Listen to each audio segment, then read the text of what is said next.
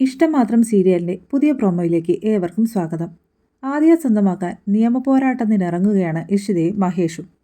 ആദിയെ കൂടി ഒപ്പം കൂട്ടാനായി പുതിയ വക്കീലിനെ കാണാൻ പോവുകയാണ് ഇഷിതയും മഹേഷും കൂടി. എന്തിനാണ് പോകുന്നതെന്ന കാര്യം അറിയാതെയാണ് ഇഷിത മഹേഷിനൊപ്പം ചെല്ലുന്നത്.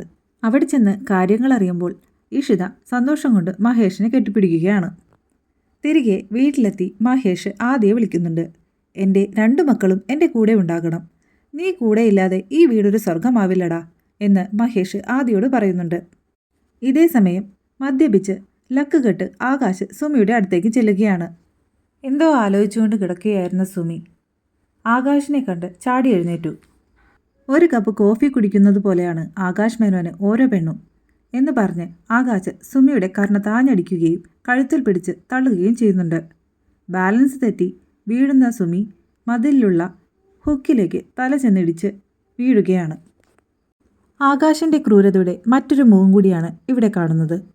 സുമി മരിച്ചെന്നുറപ്പിച്ച ആകാശ് ഒരു പ്ലാസ്റ്റിക് കവറിലാക്കി സുമിയെ കാറിലെ ഡിക്കിയിലേക്ക് കയറ്റുന്നുണ്ട്. ക്ലാസ് വിട്ടു വരുന്ന ആദി ഇത് കാണുകയാണ്. പിന്നീട് ആകാശ് സുമിയുടെ ബോഡി കാറിൽ കയറ്റി ഒരു ഒഴിഞ്ഞ പറമ്പിൽ കൊണ്ടുപോയി ഉപേക്ഷിക്കുന്നുണ്ട്. അവസാനം വിവരങ്ങളറിഞ്ഞ രചന സുമിയുടെ ബോഡി തിരിച്ചറിയാൻ മോർച്ചറിയിലെത്തിയിരിക്കുന്നതും മുഖം കവർ ചെയ്ത ബോഡി തുറന്നു നോക്കുന്നതും കാണാം. അപ്പോൾ അടുത്ത എപ്പിസോഡിനായി കാത്തിരിക്കാം. അതുവരേക്കും ബായ്.